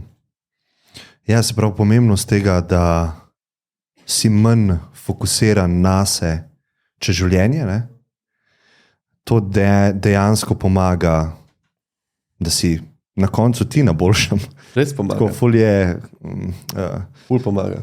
Ful je mogoče zmeda tukaj. Kako, če bolj, ko se bom na se fokusiral, ponovadi je slabš bom. Saj tako sem jaz v svojemu življenju čutil. Ja. Obdobja, ko sem se najbolj na se fokusiral ali pa najbolj imel to pozornost na seb, so bila najbolj grozna obdobja. Dnevi, ko sem pa nekaj naredim za nekoga ali pa sem fokusiran malo na druge, pa jim dam pozornost, so pa najlepši dnevi. Ja. Točno to. Jaz mislim, da je nujno, da ti recimo, če začutiš nek tesnobo, stres, žalost, da greš, se začneš ukvarjati, kaj mi manjka, kaj lahko naredim. Ampak to, kar si rekel, jaz recimo sem najbolj živčen večer pred dežurstvom, ko grem doma v varnem zavetju družine, v toplo posteljo spat. Ker zdaj, kako bom jaz spal, koliko se bom spočil, koliko bom jutri dobro delal, koliko bom to, a me bo zbudila hčerka, a bom mogel na stranišče. Pa prijem naslednji dan v tisti rastur, ki imamo zdaj 20 ljudi na hodniku in sem čist fokusiran in, a veš, ko pride akcija, ta stres zgine, ta tesnoben stres. In tam imam jaz kontrolo in tam jaz delam v bistvu za druge do jutra, rihtam pač bolnike, in tukaj ni te tesnobe, in tudi če imamo vmes frej, recimo, da zginejo bolniki za par ur po noč in se uležemo v tisto posteljo dežurnega zdravnika, ponad bolj hiter in bolj zaspim kot doma, ker tam ni tega pritiska, upam, da se bom jaz naspal, ampak je tako, malo imam pauze, zdaj sem malo legel. To je edino, kar bom naredil. In ni pritiska, če ne bom spal 8 ur in pol, bo to. In točno to, nimam sebe, tistih 12-24 ur nimam sebe v prvem planu. In najhujš, kar se ti zgodi recimo na neki urgenci, če imaš neko akcijo in se en bolnik začne rušiti. Reanimacija recimo je taka stvar, oživljanje. Reanimacija je beseda, ki vsem dvigne puls. In pravilo, ki sem se ga jaz naučil zelo zgodaj, ko sem začel krožiti v bolnici se ne teče. Sem enkrat bil mlad zdravnik, nekaj sem pozabil telefon in sem zalaufal čez oddelek, 4 so prišli ven, sestra, kaj? In jaz gledam, pač telefon sem pozabil, je tako nazjavil, je rekel, ne tečeš v bolnici, ker če nekdo teče, veš, da je reanimacija ponavadi. In takrat je pač še na reanimacijo, če te kličejo, naj bi hodil, hitro hodil, ampak ker tam je nekdo, ki je že začel, ti priješ kot next level, ampak če ti predlaufu, kaj se dogaja, kaj naj jaz, da ti greš nekako in ohraniš nek mir v sebi. In najhujše, kar se ti lahko zgodi, je medtem, ko to delaš, iz tega razmisleka, kaj delam za bolnika, da greš na, kaj bo z mano, če zajebem, kaj bo z mano, če dam napačno, a sem dal pravilno zdravilo, a bojo to šli gledati, kaj če zdaj probam intubirati, pa ne bom zadev. A veš, čim to narediš, zdaj sem dobil... Ja, ni performance. Zdaj se ti trest roke, začneš biti živčen. Vse to športniki vejo, ti če mečeš na koš, pa je finale, olimpijskih iger ali pa česarkoli, NBA-ja, pa zdaj boš ti razmišljal, kaj če jaz grešim, Kaj bo z mano boš pol? zgrešil. Ja, točno to. To je čisti flow, fokus in to top performerji, sej vi ste na nek način top performerji, zdravniki, se verjetno je treba zavedati, da v flow moraš padeti in takrat... Sej večinoma padaš. Ne? Jaz sem se zdaj nazadnje, za nov let, ko smo imeli reanimacijo, ko smo končali, po koncu, po tiste pol ure, ko smo prišli in smo začeli pogovarjati, sem jaz dojel, da sobi sta bila 2 bolnika, ne? En je bil oživljen, jaz nisem sploh dojel, da je zraven še en leži, ker me je en vprašal, a je on gospod, a veš, a je to en starejši, pa je to ni videl, ne, je bolj dementen, ali je nekdo dejansko gledal, ker to je zelo traumatično, što priješ 4 ljudi not na unega skačejo in sem rekel, jaz nimam pojma. A je tam kdo bil, a ni, a je bila ženska, a je bil star. Jaz nisem videl tega človeka, ob kateremu sem stal 30 minut. Tako da, tako zanimivo, no, zanimivo, koliko te možgani znajo sfokusirati. Ne? Tudi, če ti priješ utrujen na šiht, pa se kaj tazga zgodi, ne boš začutil niti za sekundo, a veš, te utrujenosti več v tem času, ko to traja. Ja. Zdaj bi samo omenil, ker mi je na pamet prišla ena knjiga, ki sem jo bral pred 2-3 leti. Napisal je en ameriški neurokirurg, Into the Magic Shop se reče, in on razlaga o tem, začne tako knjigo s tem, ko operira enemu fantku ali punčki možgane. In točno o tem govori, koliko je on mogel čez svoje življenje iti v prakso meditacije, oziroma praksa meditacije mu je pomagala, da to ne bi bil sposoben v takih ključnih momentih, ko neka žilica začne krvaveti, ti operiraš možgane, mislim, to je tako res high performance. Oni so na ravni teh pilotov vojaških, tudi trening je takšen. In to knjigo toliko priporočam, ker to je v bistvu autobiografija, kako je on iz čist pokvarjene družine, take travme, ki si jih večina ljudi ne more niti zamisliti, ali pa samo podobo, kakšno je imel. In je kot mali fantek v svojem tem rojstnem kraju šel v neko trgovino z temi čarovnijami, Magic Shop. In tam je spoznal eno gospo, Ruth, in začel jih nej zahajati, valjda so ga prevlačile te karte, pa čarovnije, in ona mu je to kazala, ampak mu je rekla, hočeš, da ti pokažem najmočnejšo čarovnijo, ki jo lahko se naučiš v tem življenju, in tam malo itek valjda. In naučila ga je čuječnosti. To ga je začela učiti in to je resnična zgodba in ful priporočam to knjigo in mogoče to lahko najn segway v to tematiko. Kdaj si ti se srečal s temi pristopi ali pa metodami? Verjetno zaradi faksa, predpostavljam. Ja, zaradi faksa, ja. Ker to je bila tudi moja izkušnja, kako ta stres zmanjšati. Sicer je to fokus nase, ampak pol se prelevi v to, kar si prej rekel. No. Za nekaj časa je nujno fokus nase. Se tudi, če boš nekomu, ki je na robu izgorelosti govoril, zelo sebično se ukvarjati sabo, bo on v slabši spirali in bo šlo na slabši in slabši. Jaz sem to nekje, po mojem, bilo 2013, 2014, no tam 3. 4. letnik. In kar sem opazil je, da tudi čuječnost takrat še ni bila tak big deal. Ali tako, jaz sem to zvedel za čuječnost v Amsterdamu. Ne, da ni bila big deal, ni se toliko, zdaj recimo vidiš knjige povsod, v šolah se učijo, omenja se na televiziji. Takrat sem jaz v tujini v bistvu zvedel za to in začel v bistvu, sem začel brati strokovne članke, še se hotel videti, a ima neko podlago, a dokazano deluje. Tako da pol pa se mi zdi, da prva je ta nekak, da z neko dobro knjigo, člankom, kar ti pač paše, se zanimaš. Druga je pa pol, ko začutiš, da to deluje, je pa tista druga motivacija, ki je še močnejša.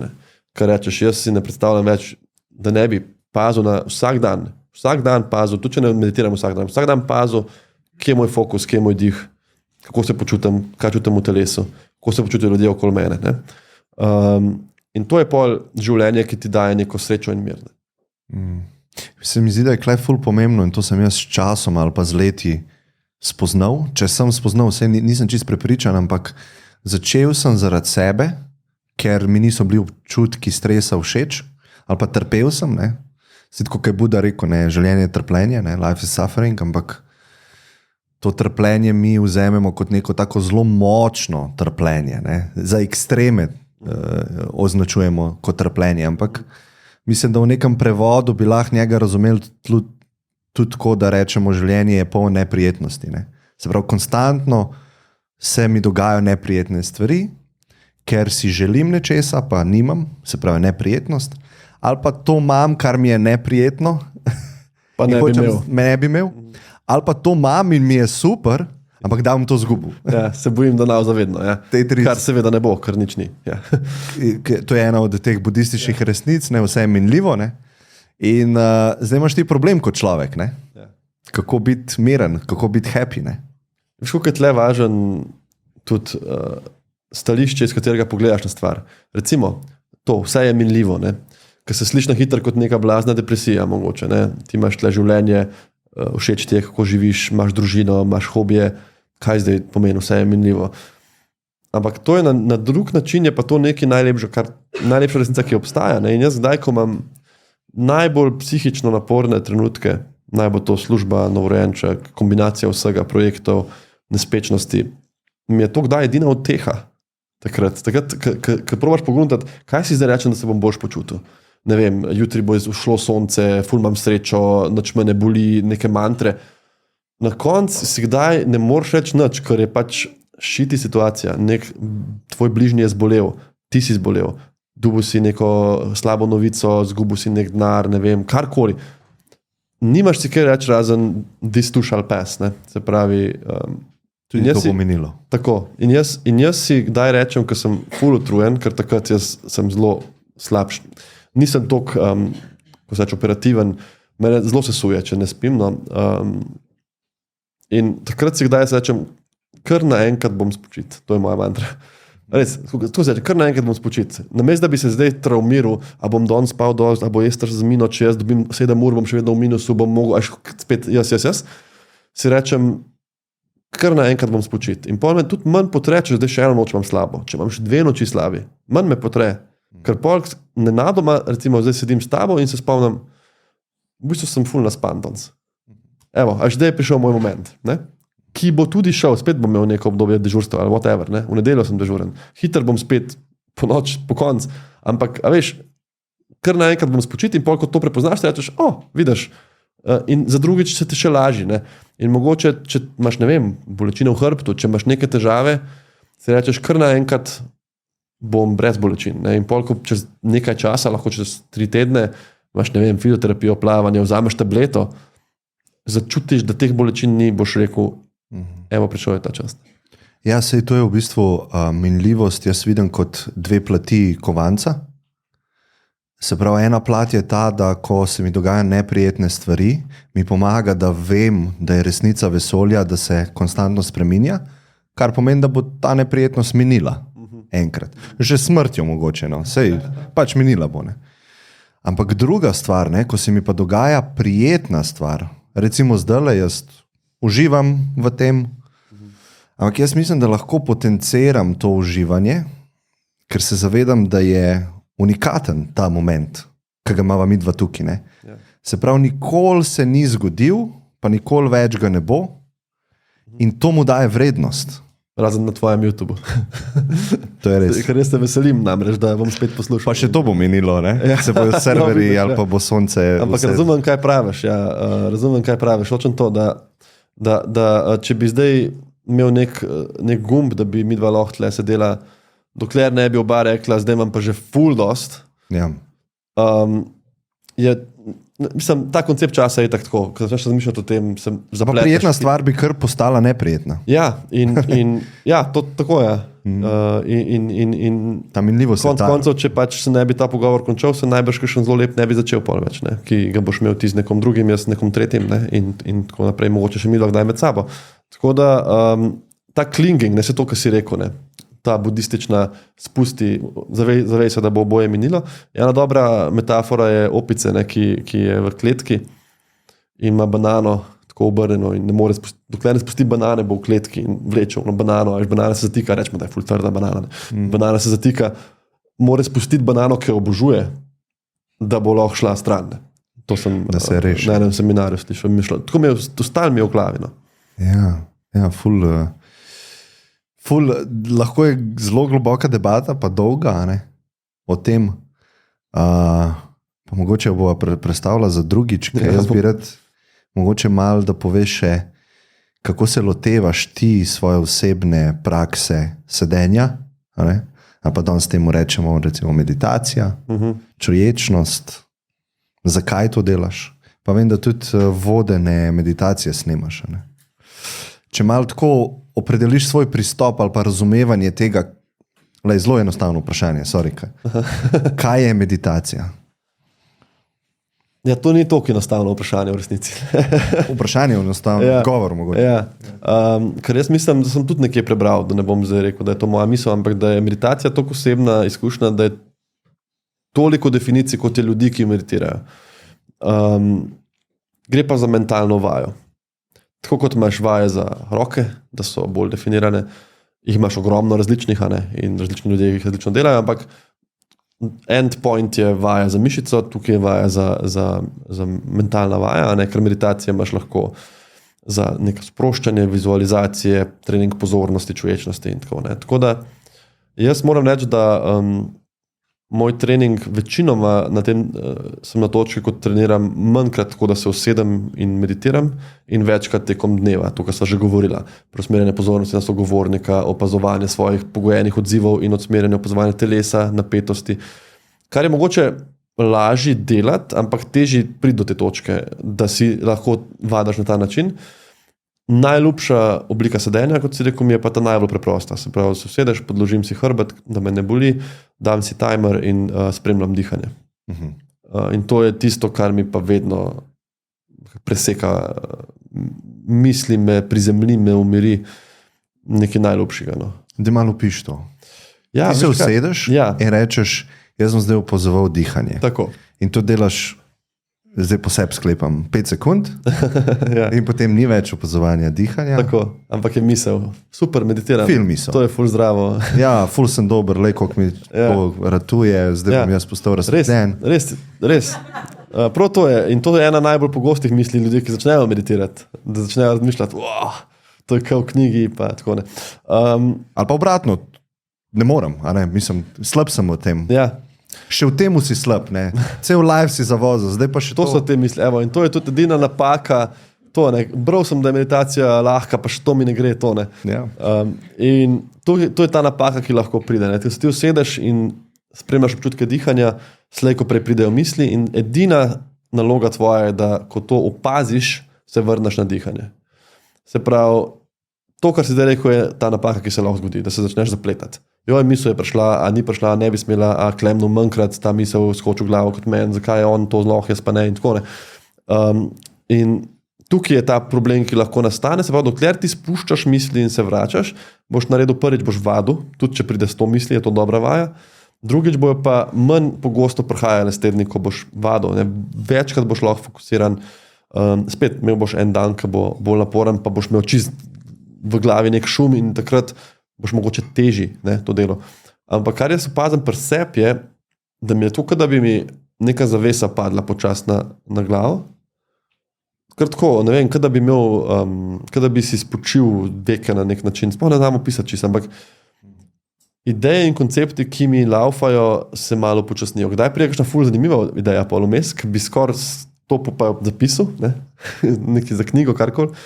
In potem ti malo se zapleteš, ampak načeloma gre za vračanje pozornosti k dihanju in zakaj sem jaz posnel tudi vodene meditacije, ker je meni na začetku zelo pomagal, da sem imel vodene meditacije. In tudi v knjigi veliko o tem pišem in sem rekel, to bo neka komplementarna dejavnost za koga, ki bi rad probil. Ker jaz praktično skoraj nikoli ne uporabljam več posnetkov. No. Razen za kakšne vaje vizualizacije teh gora, pa to ne, kjer pa rabiš nekoga, da te vodi. Zdaj, koliko vadam tle, pa sploh ne znam reči ene številke, ker to je tako sporadično malo. In to, da sedim, je parkrat na teden, bi rekel, več ne. No.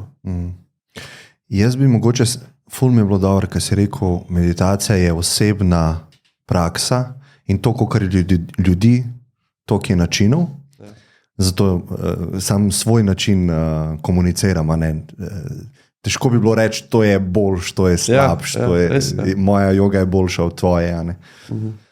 Ampak to, kar si rekel, recimo, to je narobe ali pa napaka. Veš, kaj si rekel, začne se opletati v zgodbe, zdaj sem slab, nikoli mi nič ne rata, niti meditacija. Ne. To je narobe, napaka in moram iti nazaj. Ne. Jaz sem tukaj veliko raziskoval ta koncept sploh napake, ker je to nova misel, oziroma nova zanka. In kar je meni pomagalo, kar sem enkrat slišal, je, da meditacija v bistvu traja 1 sekundo. Vedno traja 1 sekundo. In se pravi, to sekundo je tvoja naloga, da spremljaš vdih, ko se zgodi, pa izdih, ko se zgodi. In potem te vrže in ti to prepoznaš, vidiš, in rečeš, itak je 1 sekundo meditacija potrebna in si spet 1 sekundo. Zato, ker doskrat se zgodi, da ljudje se usedemo za 10 minut, pa rečemo, moj plan je zdaj 10 minut spremljati dihanje in failam. Torej ne gre, ne? Torej ne gre. V bistvu si pa na vednicah zgrešil, ker je 1 sekundo bilo potrebno imeti. Ne? In moj učitelj je enkrat meni rekel, da je popolnoma vseeno, če si ti 9 minut zgubljen v mislih, pa si zadnjo minuto na dihanju. Ja, razumem.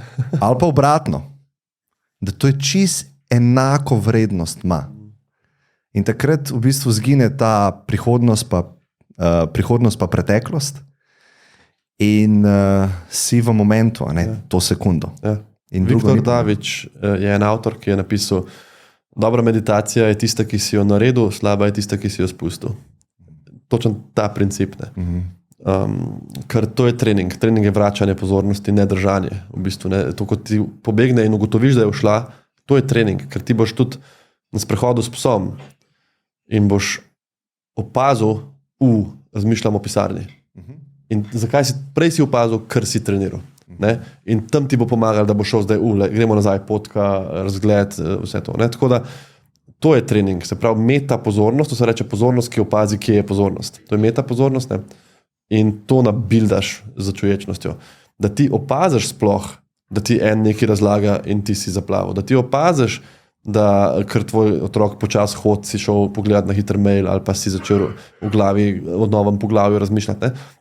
Ker če ne opaziš, ne moreš spremeniti ničesar. Dokler ne veš, kje si, ne boš mogel vplivati na to, kje si. Ne? To, kar si rekel, pozornost je v tem življenju pač ena tehnika in to ni neka, da bi rekel, mistična, to kdaj ljudi, prestraš, meditacija, to bomo neki lebdel pa te stene. Ne?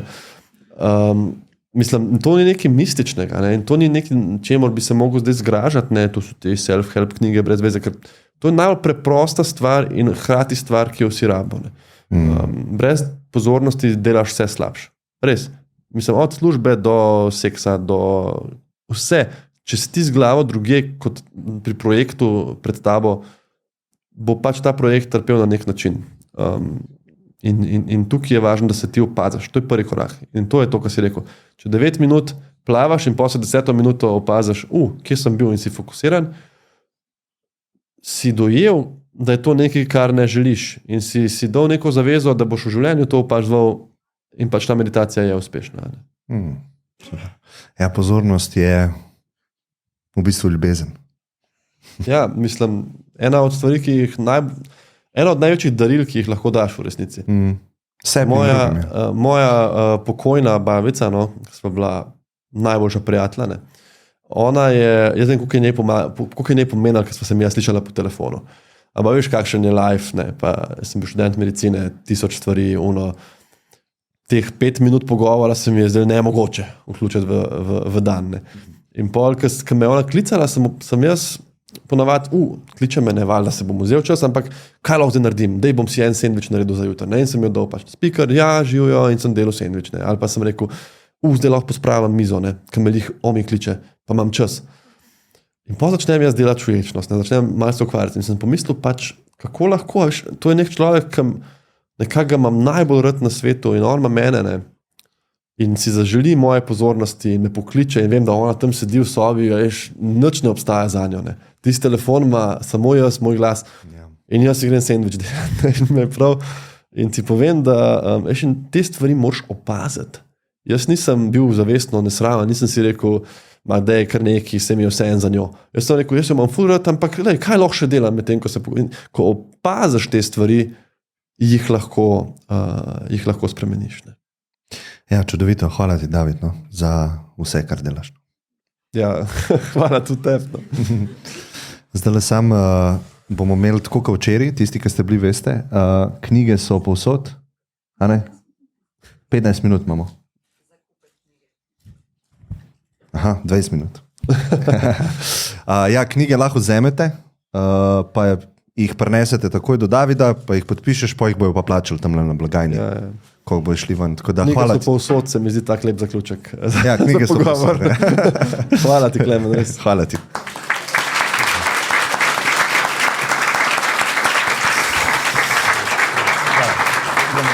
Ne, je bilo to zelo.